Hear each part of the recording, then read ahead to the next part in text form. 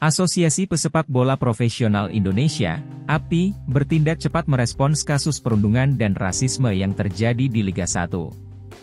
API telah berkomunikasi dengan tiga pemain PSM Makassar yakni Yuran Fernandes, Yance Sayuri, dan Erwin Gutawa terkait perundungan dan rasisme yang terjadi menimpa mereka. Para pemain sepakat untuk melanjutkan kasus ke ranah hukum. Dalam hal ini API akan memberikan bantuan dan pendampingan hukum kepada para pemain. Kami akan memberikan pendampingan bantuan hukum, kata M. Hardika Aji sebagai CEO API. Saat ini API juga telah mengidentifikasi akun-akun yang melakukan penghinaan rasisme.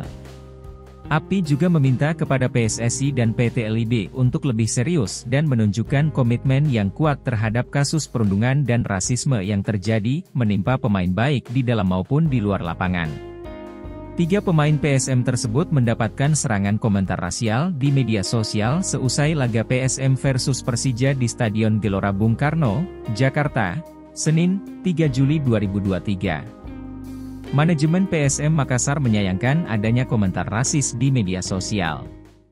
Terima kasih sudah nonton, jangan lupa like, subscribe, dan share ya!